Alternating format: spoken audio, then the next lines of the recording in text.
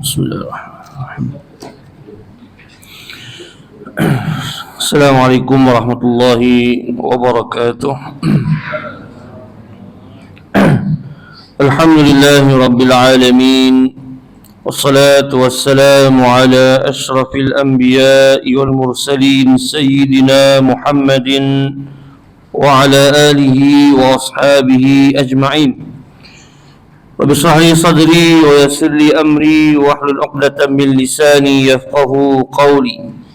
Allahumma salli wa sallim wa barik ala sayyidina Muhammad wa ala alihi wa ashabihi wa man tabi'ahum bi ihsanin ila yaumiddin. Allahumma 'allimna ma yanfa'una wanfa'na bima 'allamtana wa zidna 'ilman ya arhamar rahimin.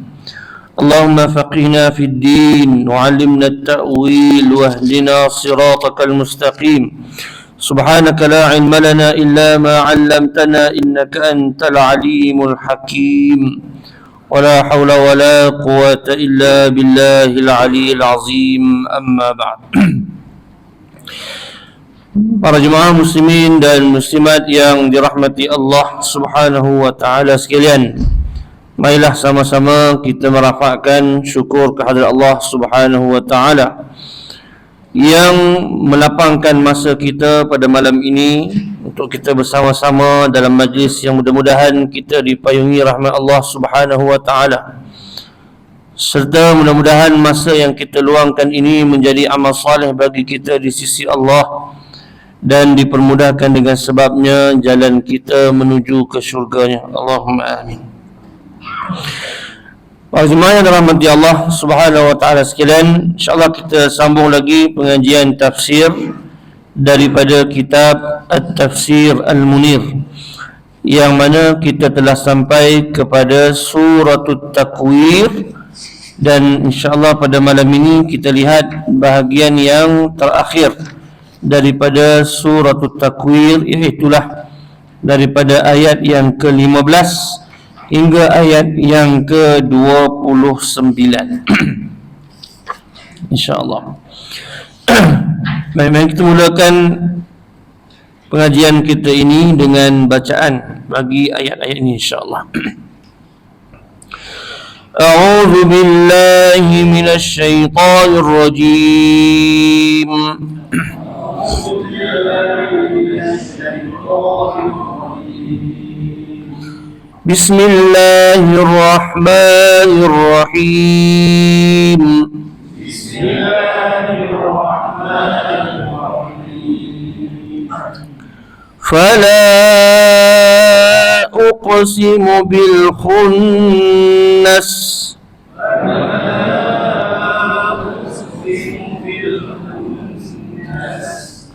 الجوار الكنس.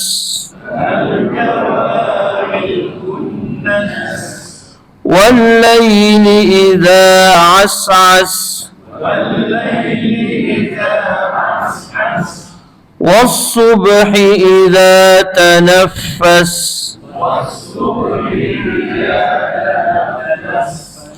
إنه لقول رسول كريم.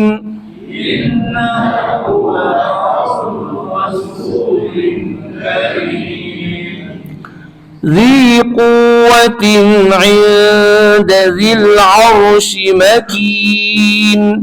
ذي قوة عند ذي العرش مكين مطاع ثم أمين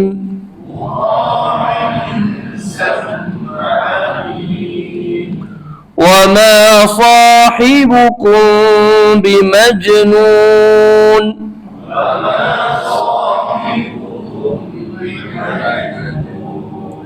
ولقد رآه بالأفق المبين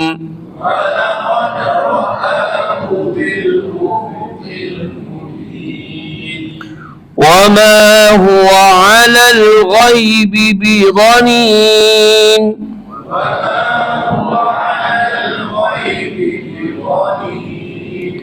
وما هو بقول شيطان رجيم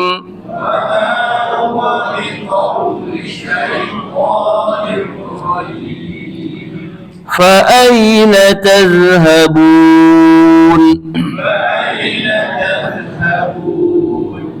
إن هو إلا ذكر للعالمين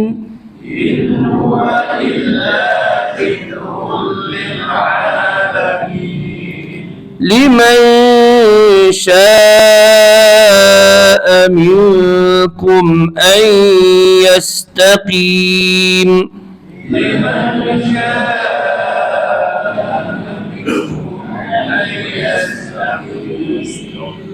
وما تشاءون إلا أن يشاء الله رب العالمين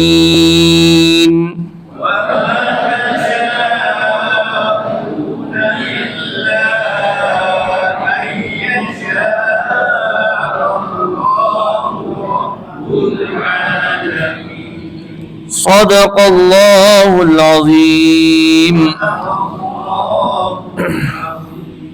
Alhamdulillah. Baik, ayat-ayat ini daripada ayat yang ke-15 hingga ayat yang ke-29 diberikan tajuknya sebagai sumpah. Sumpah untuk menegaskan kebenaran wahyu Al-Quran dan kenabian Rasulullah sallallahu alaihi wasallam.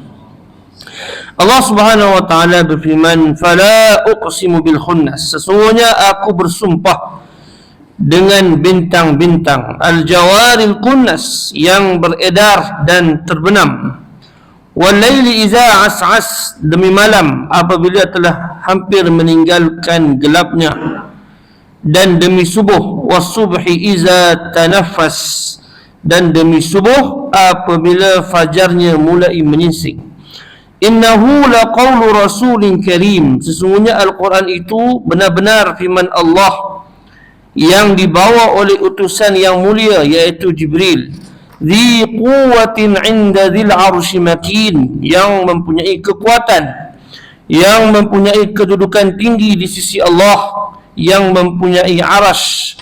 Muta'in thumma amin, yang ditaati di sana, di alam malaikat, lagi dipercayai. Wa ma sahibukum bimajnun, dan sahabatmu iaitu Rasulullah Muhammad sallallahu alaihi wasallam bukanlah sekali-kali orang yang gila. Wa laqad ra'ahu bil ufuqil mubin, dan sesungguhnya Muhammad itu telah melihat Jibril di ufuk yang terang. Wa ma huwa 'alal ghaibi bidhanin, dan dia Muhammad bukanlah seorang yang bakhil untuk menerangkan perkara ghaib. Wa ma huwa biqauli syaitanir rajim, dan Al-Quran itu bukan perkataan syaitan yang terkutuk. Fa aina tazhabun, maka kemanakah pula kamu mahu pergi? In huwa illa zikrul lil alamin, dan Al-Quran itu tidak lain hanyalah peringatan bagi semesta alam. Liman syaa minkum an yastaqim, yaitu bagi siapa di antara kamu yang mahu menempuh jalan yang lurus. Wa ma tasyauna illa an yasha Allahu rabbul alamin. Walau bagaimanapun kamu tidak dapat berbuat sesuatu apabila dikehendaki Allah, kecuali apabila dikehendaki Allah, Tuhan alam semesta. Jadi itu adalah terjemahan kepada ayat-ayat ini. Baik, mari kita lihat kepada tafsiran dan ulasan bagi ayat-ayat ini. Semoga kita memahaminya insya-Allah. Allah Subhanahu wa taala berfirman, "Fala uqsimu bil khunnas al-jawaril kunnas." Kalau tuan-tuan tengok kepada terjemahan, diterjemahkan sesungguhnya aku bersumpah. Tetapi kalau siapa yang faham bahasa Arab, fala itu maka tidaklah. Sebab dia la. La tu bermaksud tidak. Kalau kita terjemah secara harfi, maka tidaklah aku bersumpah dengan al-khunnas. Itu terjemahan secara harfinya. Tetapi bila kita terjemah, dia jadi sesungguhnya aku bersumpah. Jadi hilanglah. Kenapa? Kerana ini adalah gaya bahasa Arab. Tidaklah sesekali, maksudnya sesungguhnya aku bersumpah. Kalau itu tidaklah sesekali aku bersumpah, maksudnya ialah sesungguhnya aku bersumpah. Jadi sebab itu terjemahannya sesungguhnya aku bersumpah.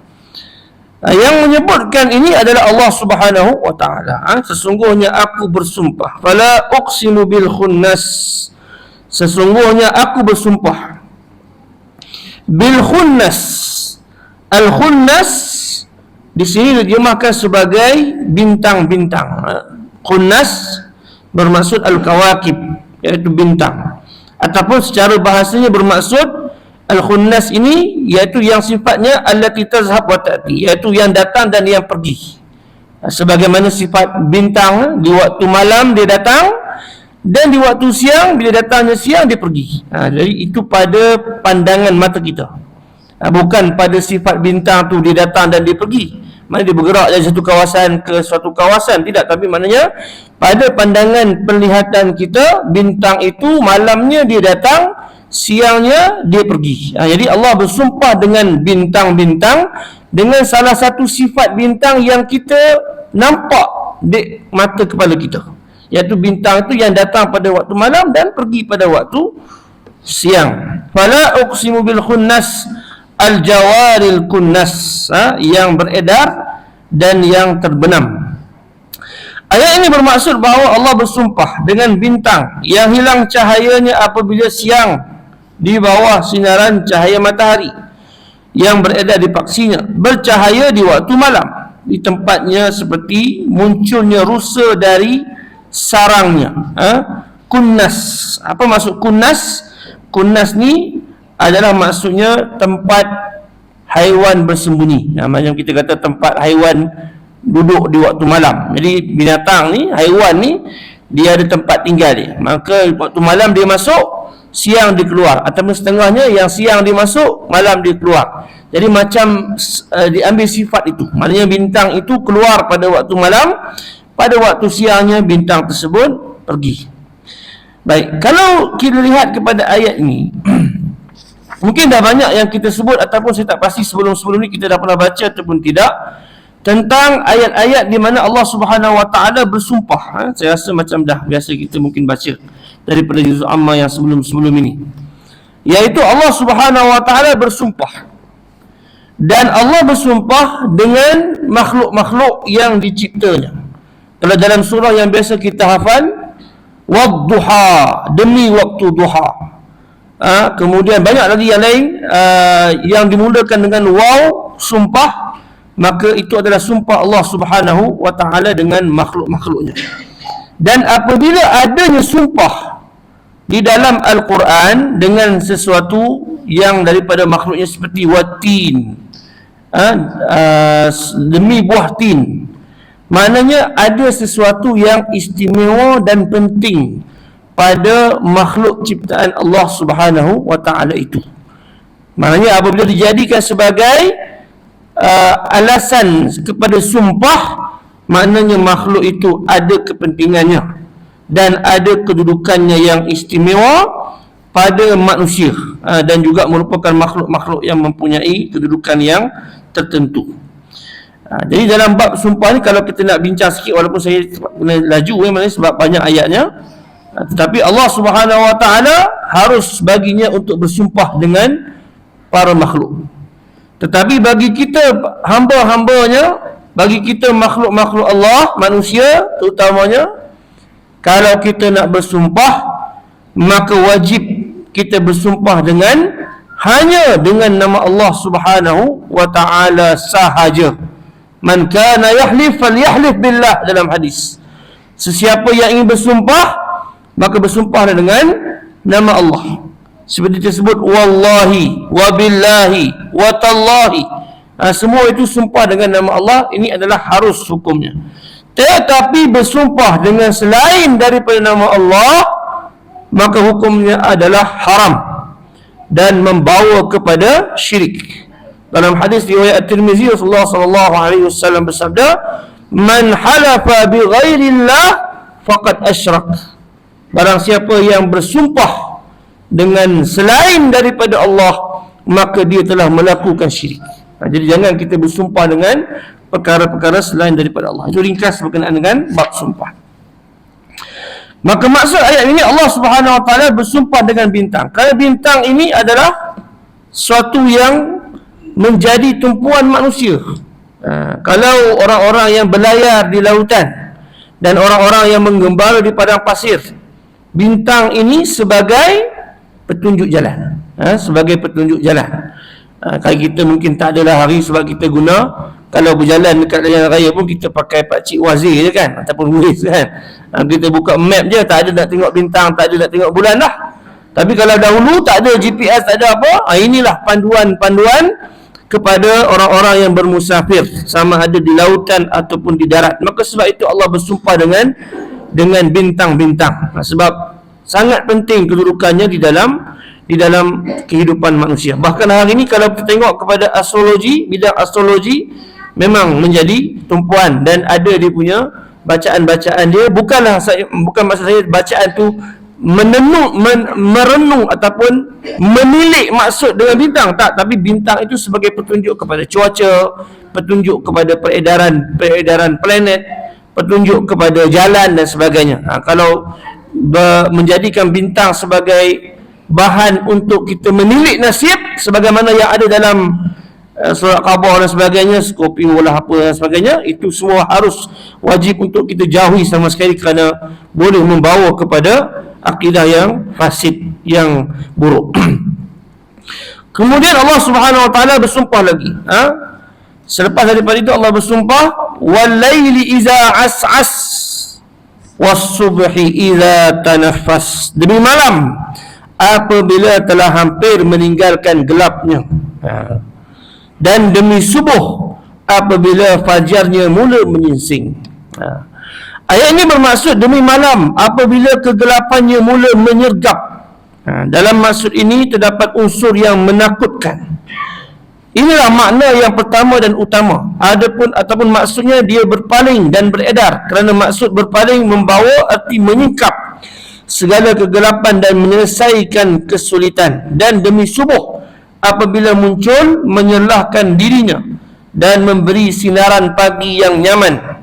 Justru suasana pagi membawa bersamanya semangat yang cergas dan menyenangkan. Jadi ada dua maksud. Wal-laili iza as'as, sama ada maksudnya malam apabila mula dia menyelubungi kita dengan kegelapan. Dan was-subhi iza tanaffas, dan demi waktu subuh apabila mula memecahkan kegelapan malam dan munculnya sinaran matahari. Dua waktu ni sangat penting. Waktu malam, kita tahu daripada kawasan dengan terang benderang, Allah Ta'ala berkuasa menutup cahaya tersebut dan menjadikannya gelap. Siapa yang mampu menjadikannya cerah? Tak ada siapa boleh buat. Sehebat-hebat kita manusia, ilmu sains kita, tak akan ada orang yang boleh menukarkan malam menjadi siang mengikut suka hati. Tak ada. Hebat-hebat kita tak boleh buat. Saya tanya anak saya umur 10 tahun, 8 tahun. Saya tanya, masa tu saya bawa kereta malam lah kan. Saya kata, tengok gelap. Gelap. Esok siang siapa buka lampu? Kata dia kan. Saja kita main dia. Dia kata, langit lah buka lampu. Dia belum faham lagi lah kan. Dia tak tahu matahari itulah yang menyebabkan terangnya siang. Lepas tu bila malam siapa yang tutup lampu? Tak aja kita main dengan dia, saja kita bergurau dengan dia. Jadi maknanya bila berlaku malam, kita tak boleh nak ubah. Bila datangnya siang, tak boleh juga kita nak tukar siang itu kepada gelap. Walaupun ada lampu dan sebagainya, malam tetap malam. Dan tidak ada sesiapa yang boleh mengubah waktu malam, melainkan Allah Ta'ala yang menerbitkan matahari dan menjadikannya siang. Di situ kalau kita renung, kejadian malam dan siang ni menunjukkan hebatnya Allah Ta'ala dan lemahnya kita manusia. Kita macam mana pun hebat ilmu kita, teknologi kita, tak boleh lagi kita nak tukar. Tukarlah kan, selalu sangat malam waktu ni kita tukar. Jadikan malam tu siang. Siang ni orang dah penat dah, kita bagi malam, tekan switch jadi malam. Tak boleh. Tak ada siapa yang mampu melakukan perkara tersebut. Maka Allah bersumpah dengan siang dan waktu subuh, waktu malam dan juga waktu subuh. Waktu subuh, waktu yang memberikan kepada kita semangat untuk kita bekerja dan memulakan kehidupan. Kemudian Allah sebut innahu laqaulu rasulin karim. Jadi bila kita bersumpah, ada dipanggil sebagai muqsam alaih. Bersumpah ni dia ada adatul qasam. Ni bahasa Arab sikitlah. Maknanya bila kita bersumpah ni dia ada lafaz dia, dan dia ada sandaran dia, dan dia ada tujuan untuk sumpah. Kalau kita sebut wallahi, demi Allah saya bercakap benar, kan? Maknanya wallahi itu adalah lafaz sumpah, dan tujuan sumpah tu apa? Saya bercakap benar. Begitulah.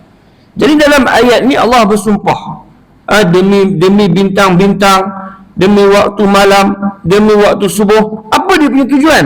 Iaitu ini ayat ni, innahu laqaulu rasulin karim.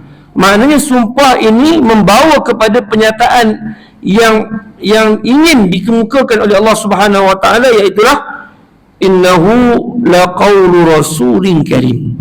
Sesungguhnya Al-Quran itu benar-benar firman Allah yang dibawa oleh utusan yang mulia, iaitu malaikat Jibril. Ini adalah muqsam alaih, atau kenyataan yang hendak diperkuatkan dengan sumpah. Ayat ini bermaksud sesungguhnya Al-Quran adalah sesuatu yang disampaikan oleh penyampai yang mulia dan dibaca oleh malaikat yang mulia. Al-Quran adalah firman Allah yang disampaikan kepada Rasulullah. Al-Quran bukanlah kata-kata manusia. Sebaliknya ia adalah kalamullah yang sampai kepada Nabi Muhammad sallallahu alaihi wasallam melalui Jibril yang menerimanya daripada Allah. Jadi maknanya Allah Subhanahu wa taala nak bagi tahu kepada kita tentang kebenaran Al-Quran, bahawa Al-Quran itu sesungguh-sungguhnya datang daripada Allah, nak bagi tahu kepada kita tentang perkara ini. Dan Allah mulakan perkhabaran itu dengan sumpah. Sumpah dengan bintang, sumpah dengan malam, sumpah dengan waktu subuh, bahawa sesungguhnya Al-Quran itu sebenar-benarnya adalah kata-kata Allah yang dibawa oleh malaikat Jibril alaihi salam kepada Rasulullah sallallahu alaihi wasallam. Jadi kalau kita boleh faham betul-betul, maknanya penyataan ini bukan sesuatu yang biasa-biasa. Kita pun dalam ucapan kita, kalau kita bercakap dengan bahasa yang biasa, kadang-kadang orang tak terima. Jadi bila orang tak percaya, kita bersumpah wallahi. Maknanya apa? Untuk mendatangkan, menarik kepercayaan orang tersebut kepada apa yang kita nak ucapkan. Jadi begitulah kalau kita boleh faham bahawa Allah Ta'ala bersumpah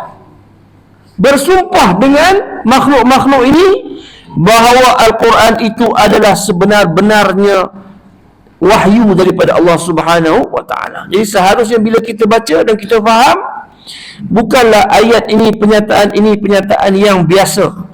Sebaliknya ia adalah sesuatu yang sangat tegas, sesuatu yang sangat berat yang Allah sampaikan kepada kita. Jadi kena faham dululah. Kita kena faham dulu bahawa Al-Quran itu adalah kitab yang benar, wahyu yang dibawa oleh malaikat Jibril, bahawa Allah Ta'ala menegaskan kenyataan ini dengan dimulakan dengan sumpah. Ini bukan makhluk yang bersumpah, Allah yang bersumpah untuk memberikan maklum khabaran kepada kita tentang kebenaran Al-Quran Karim. Jadi tak patutlah kalau kita ada keraguan lagi tentang kebenaran Al-Quran. Kalau orang masih ragu lagi kepada Al-Quran ataupun terpengaruh dengan dakwaan-dakwaan sesat yang dibawa oleh setengah orang, bahawa Al-Quran ni ditulis oleh Rasulullah, Al-Quran ni direka dan sebagainya, kita ingat balik bahawa Allah Ta'ala menegaskan kebenaran Al-Quran itu dengan dimulakan dengan sumpah daripada Allah Ta'ala. Jadi patut ke kita nak ragu lagi kepada Al-Quran Karim? Begitu seharusnya kita faham akan maksud ayat ini.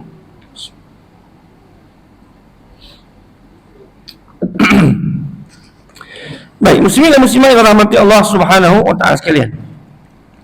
Kemudian dalam ayat yang seterusnya Allah Subhanahu wa taala menjelaskan kepada kita malaikat Jibril yang merupakan perantara yang membawa wahyu daripada Allah Subhanahu wa taala kepada Nabi Muhammad sallallahu alaihi wasallam. Maka dijelaskan kepada kita tentang sifat malaikat Jibril, utusan ini. Innahu laqawlu rasulin karim ذي قوة عند ذي العرش مكين مطاع ثم أمين, yang mempunyai kekuatan. Siapa dia? Malaikat Jibril, Rasulun Karim tadi. Rasulun Karim, innahu laqawlu rasulin karim. Perkataan ataupun kalimah Rasul di sini bukan bermaksud Rasulullah, tetapi bermaksud Malaikat Jibril alaihi salam. Maka sifat Malaikat Jibril ni apa dia? Yang pertama Allah sebut dalam ayat ni ada 4 sifat Malaikat Jibril. Sifat Malaikat Jibril yang berkaitan dengan tugasnya menyampaikan wahyu kepada Nabi Muhammad SAW. Apa dia sifat tersebut? Pertama, iaitu Jibril ini zi quwwah, yang mempunyai kekuatan. Maknanya kalau orang tanya Malaikat Jibril ni kuat tak? Dia mempunyai kekuatan yang besar. Cuma macam mana kekuatan tersebut, boleh angkat berapa tan, Allahu alam, itu kita tak boleh nak perincikan. Sebab Allah sebut bahawa malaikat Jibril ini ada kekuatan yang sangat besar, kita beriman setakat itulah. Tak payahlah tanya berapa tan dia boleh angkat. Itu bukan perkara yang kita boleh timbang dan fikir dengan akal fikiran kita, tak boleh. Sebab tiada wahyu yang menjelaskan. Kita pun tak pernah jumpa malaikat Jibril. Jadi sifat yang pertama, Jibril mempunyai kekuatan yang kuat. Kemudian zi quwwatin 'inda zil arsy makin, menjaga kekuatan dia untuk menjaga dan menyampaikan sesuatu. Kemudian mempunyai kedudukan yang tinggi. Ini sifat yang kedua, iaitu Jibril itu mempunyai kedudukan yang tinggi di sisi Allah Subhanahu wa ta'ala.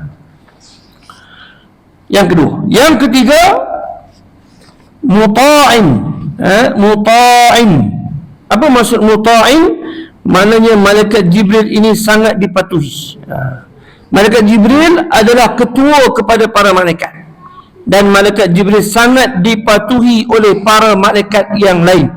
Itu maksud muta'. Muta' ni daripada kalimah ta'at. Kalau kita sebut dalam bahasa Melayu pun ta'at juga kan. Cuma dalam bahasa Arab bila dia jadi muta', maknanya orang yang ditaati. Maknanya kalau kita kata seorang ketua, imamun muta'un, maknanya imam yang ditaati. Tapi dalam konteks ayat ni ialah muta'un, iaitu malaikat Jibril tadi adalah malaikat yang sangat ditaati oleh para malaikat yang lain. Kemudian sifat yang terakhir iaitu sama amin. Amin, al-amin. Maknanya sifat al-amin ni sebelum dipakaikan kepada Rasulullah sallallahu alaihi wasallam, bahawa sifat al-amin ini juga ada pada Jibril alaihi salam. Al-amin iaitu yang amanah. Beliau adalah malaikat yang mulia, memikul amanah wahyu dan risalah daripada Allah Subhanahu wa taala. Jadi maknanya dalam menyampaikan wahyu ini sifat Al-Amin sangat penting. Malaikat Jibril itu sendiri Al-Amin, menyampaikan wahyu kepada Rasulullah Al-Amin juga, Muhammad bin Abdullah Al-Amin. Jadi maknanya tiada keraguan pada penyampaian wahyu. Bila seseorang itu bersifat Al-Amin, yang mana sifat itu datang daripada kalimah amanah, maknanya dia menyampaikan sesuatu dengan cara yang sepatutnya, tanpa sebarang khianat, tanpa sebarang perbuatan menyembunyikan wahyu yang diturunkan. Yang ini penting. Mungkin tak tahulah kalau tuan-tuan biasa dengar ataupun tidak. Kalau dalam sebahagian agama, mereka menuduh ataupun agama ataupun kepercayaan, dalam Islam sendiri pun, saya tak sebutlah, tapi sebahagian kepercayaan dalam Islam ada menyebutkan meragui amanahnya Jibril alaihi salam dalam menyampaikan wahyu. Pemikiran macam ni ada. Sampai tak sampai je pun tuan. Kalau sampai itu maknanya kita boleh tepis. Sebab kita tahu dalam ayat ini Allah sebut Jibril sebagai Al-Amin. Jadi mana mungkin kita meragui amanahnya Jibril alaihi salam dalam menyampaikan wahyu. Dia kata apa? Dia kata Jibril ni sorok wahyu. Ada yang kata sorok wahyu. Ada juga yang kata Jibril ni tersalah hantar wahyu. Bukan kepada Rasulullah tapi kepada orang lain. Ini pun ada. Tak perlulah kita perincikan kefahaman yang sesat ini, tapi saya bagi orang kata apa, isyarat kalau tuan-tuan terbaca di mana-mana. Jadi nak jawabnya mudah saja ayat ni. Muta'in Thamma amin. Allah dah sebut Jibril itu sebagai Al-Amin. Jadi kalau sesiapa yang meragui, maknanya dia meragui ayat-ayat Allah Subhanahu wa ta'ala. Baik. Kemudian setelah Allah Subhanahu wa ta'ala menjelaskan sifat Jibril, Allah jelaskan pula sifat Nabi Muhammad sallallahu alaihi wasallam yang menerima wahyu. Wa ma sahibukum bimajnun. Dan sahabatmu iaitu Muhammad sallallahu alaihi wasallam bukanlah sekali-kali orang yang gila. Dalam ayat ini Allah menafikan salah satu daripada tomahan yang orang Quraisy, orang musyrikin Quraisy lemparkan, tuduh kepada Nabi sallallahu alaihi wasallam. Kalau kita tengok dalam Al-Quran, terlalu banyak label tuduhan yang dilemparkan kepada Nabi sallallahu alaihi wasallam. Ada yang mengatakan Rasulullah ni gila, majnun. Ada yang mengatakan Rasulullah SAW ini masru'. Masru' maksudnya kena ada penyakit sawan. Ada yang kata Rasulullah ini adalah seorang sahir, seorang ahli sihir. Ada yang mengatakan Rasulullah ini syair, penyair, dan macam-macam lagi. Kadang-kadang saya terfikir, Allah saya dah sebut ini ataupun tidak, tapi tak apa, kita ulang sikit. Kadang-kadang kita terfikir, kalau kita refleks balik diri kita ni, orang tuduh kita dengan sesuatu tuduhan. Kalau hari ini contoh, kita buat satu posting dekat Facebook, katakan tiba-tiba ada orang kata kita bohong, status kita tu palsu, kita tulis sesuatu kat Facebook, orang kata kita penipu. Kalau macam tu pun boleh bawa kepada stres. Boleh bayang tak tuan-tuan, kalau ada kita di kalangan kita, mungkin tuan-tuan ada pengalaman, orang tuduh kita menipu sedangkan kita tidak menipu, boleh bawa kepada stres dan boleh bawa kepada penyakit kemurungan dengan hanya satu tuduhan. Tuan-tuan tengok sendiri apa yang berlaku dekat media sosial. Bila ada orang buat posting, dia tu betul tapi orang salah tafsir dan sebagainya, orang kata dia yang tipu, boleh menyebabkan dia kata tutup akaun Facebook sebab mengganggu ketenteraman hidup.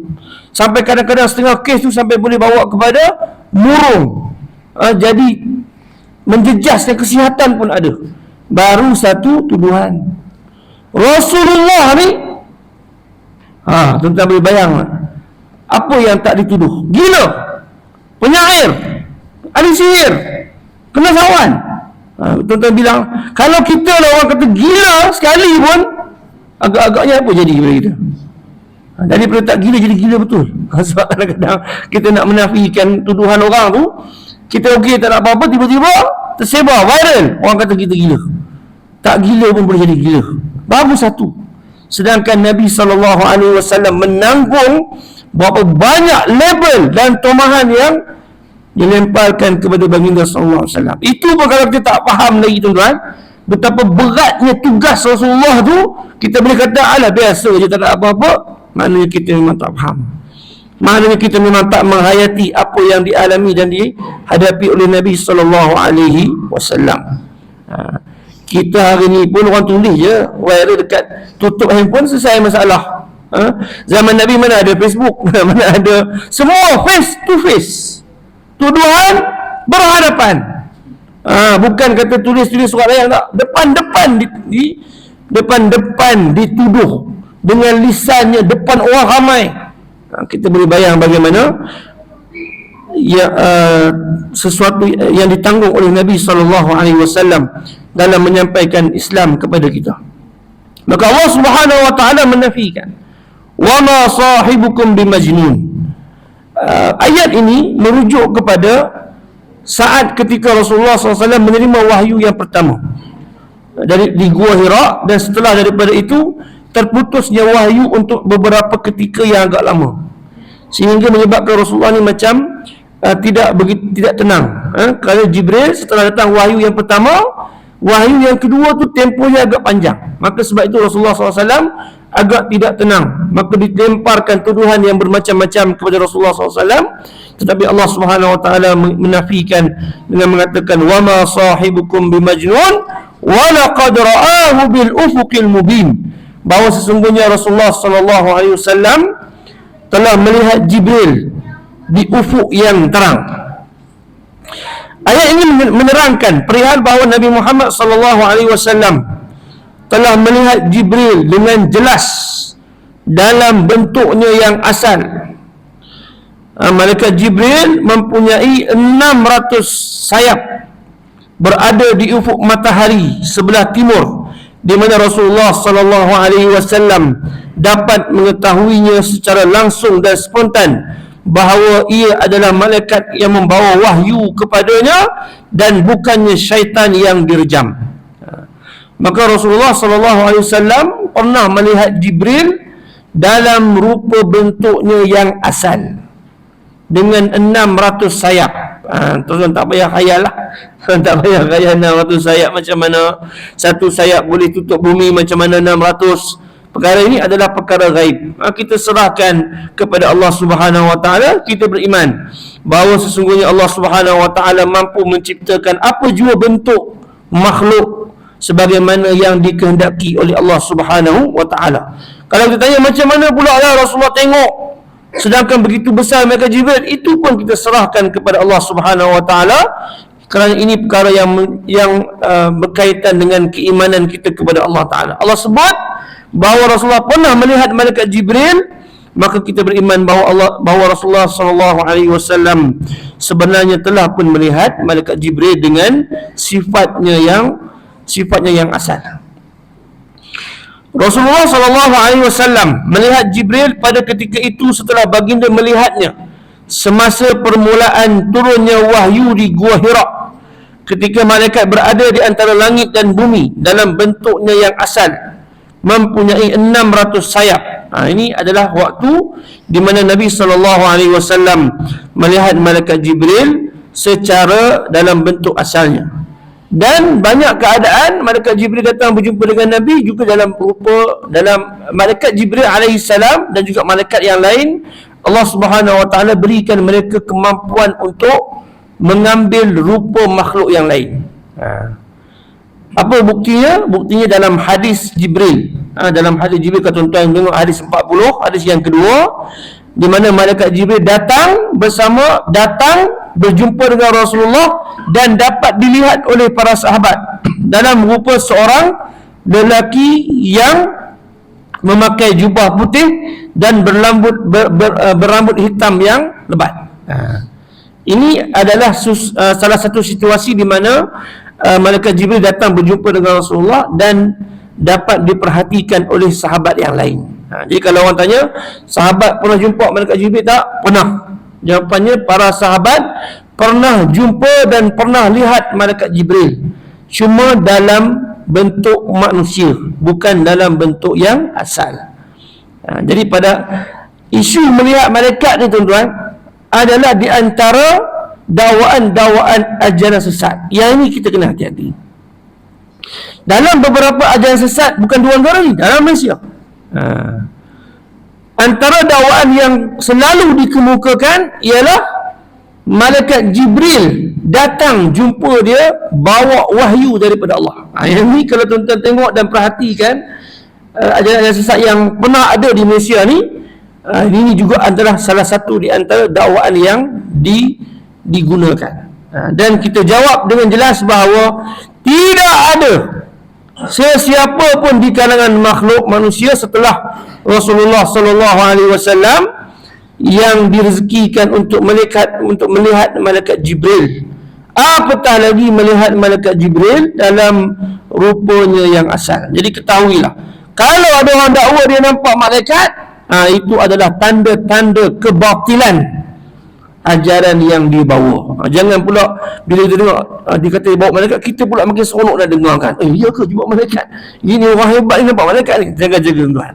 Kita sepatutnya dengar orang cakap dia bawa malaikat, pertama sekali dah tolak terus. Tak payah kita nak dengar lagi, tak payah kita nak selidik lagi. Innahu laqawlu rasulin karim zi quwwatin 'inda zil 'arsy makin muta'in thumma amin. وَمَا صَاحِبُكُمْ بِمَجْنُونَ وَلَقَدْ رَآهُ بِالْأُفُقِ الْمُبِينِ وَمَا هُوَ عَلَى الْغَيْبِ بِضَنِينٍ. Dan Rasulullah bukanlah seorang yang bakhil untuk menerangkan perkara gaib. Maknanya semua wahyu yang dibawa oleh malaikat Jibril kepada Nabi SAW itu diterangkan, disampaikan oleh Nabi SAW. Rasulullah tak sorok wahyu yang datang daripada Allah daripada kita. Kalau kata mungkin ada juga yang dakwa Rasulullah ni simpan sebagai wahyu, tak bagi tahu kepada umat. Tak ada.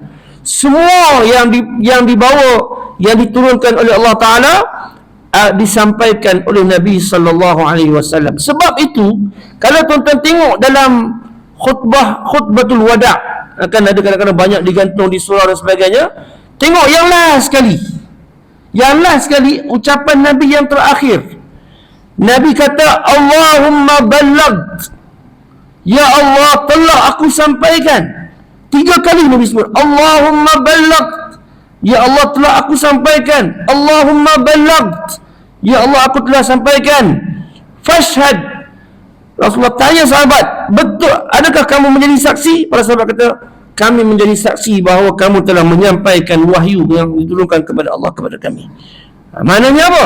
Maknanya Rasulullah sampaikan semua dengan diikrarkan dalam khutbah yang terakhir oleh Nabi SAW. Jadi sangatlah tidak patut kalau ada yang mendakwa bahawa Rasulullah SAW menyorokkan sebahagian wahyu daripada umatnya, daripada kita. Wa ma huwa 'alal ghaibi bidhanin wa ma huwa biqauli syaitanir rajim. Ini pula adalah salah satu daripada sifat Al-Quran, iaitu bahawa Al-Quran itu bukanlah syaitan yang direjam. Kenapa? Kerana orang Quraisy, dia kata yang datang kepada Rasulullah itu bukan malaikat. Sebaliknya yang datang kepada Rasulullah itu, kata orang-orang musyrikin, adalah syaitan. Maknanya apa? Ini salah satu lagi tuduhan, iaitu dia kata kepada Rasulullah bahawa Rasulullah ni orang yang kita panggil istilahnya orang yang dirasuk oleh syaitan. Ini juga adalah di antara tuduhan orang-orang musyrikin. Rasulullah ni dirasuk.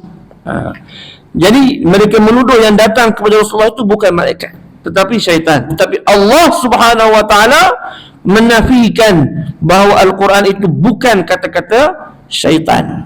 Teringat saya kepada salah seorang yang dah mati kot, yang menulis kitab Al-Quran. Dia kata the satanic verses, kan, kalau tuan-tuan bisa baca, kan, dia tuduh Al-Quran itu sebagai ayat-ayat syaitan. Mati dah saya rasa. Dia buat begitu dan dapat penghormatan daripada negara barat. untuk meraih penghormatan daripada mereka, dihormati oleh orang-orang kafir, tetapi akhirnya hidup dia merana, menuduh Al-Quran sebagai ayat-ayat syaitan, sedangkan Al-Quran daripada Allah Subhanahu wa ta'ala. Macam mana pula kita nak kata Al-Quran ayat-ayat syaitan? Kita baca syaitan mengumpul, kan? Orang yang dirasuk, orang yang diganggu oleh makhluk halus seperti jin dan syaitan, bila kita baca ayat-ayat Al-Quran, mereka tak senang, mereka terseksa dengan bacaan Al-Quran. Jadi bagaimana pula kita nak kata bahawa Al-Quran itu adalah kata-kata syaitan? Na'udzubillah min zalik.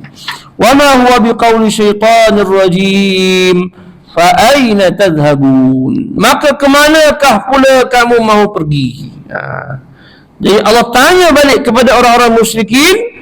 Dah dengar kenyataan yang seperti ini, penegasan yang seperti ini, Allah jelaskan tentang kebenaran Al-Quran dengan sumpah. Allah jelaskan kepada kita tentang sifat malaikat Jibril yang datang. Allah jelaskan tentang sifat Nabi Muhammad yang membawa wahyu, dan Allah menafikan bahawa Al-Quran itu bukan kata-kata syaitan. Jadi aina tazhabun? Mana lagi kamu nak pergi? Kebenaran mana lagikah yang kamu nak pilih? Itu soalan dia.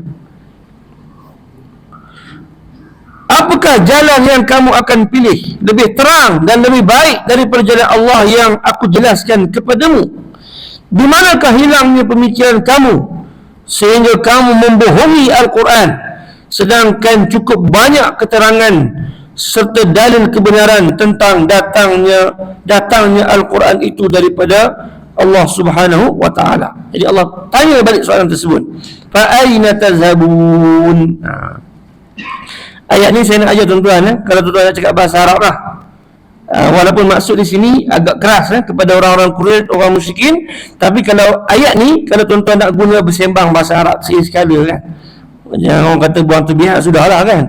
Tengok ramai-ramai berbondong-bondong, kita kata aina tazhabun? Nak pergi mana tu? Itu maksud dia lah. Kalau nak guna dalam perbualan, bukan dalam konteks ayat ni lain cerita lah kan. Kalau kita nampak ramai, kalau seorang tak jadi, nampak 2-3 orang berbondong-bondong jalan pergi, daripada kita kata nak ke mana tu, kita berkata aina tazhabun? Maksudnya nak ke mana kamu tu? Itu maksud dia kalau kita nak guna lah. Nak guna bahasa Arab kan, sekali-sekali cakap Arab sikit daripada Al-Quran Karim. Itu maksudnya aina fa tu buang lah, fa tu jangan fa aina tazhabun pula. Kata aina tazhabun? Ke mana kamu nak pergi? Kamu tu ramailah kepada sekumpulan. Baik. In huwa illa zikrun lil alamin. Sesungguhnya Al-Quran itu adalah peringatan bagi alam semesta. Liman sya'a minkum an yastaqim, bagi orang yang nak menempuh jalan yang lurus. Siapa nak jalan yang lurus, nak kehidupan dia berada di atas jalan yang benar, jadikan Al-Quran sebagai petunjuk, sebagai panduan. Beramal dengan Al-Quran, beriman dan beramal dengan Al-Quran Karim. Ini sahaja kitab yang boleh membawa kepada jalan yang lurus, jalan yang benar. Kemudian Allah sebut wa ma tasyauna illa ay yasha Allahu rabbul alamin. Walau bagaimanapun kamu tidak dapat berbuat sesuatu melainkan hanya apabila dikehendaki oleh Allah, Tuhan alam semesta.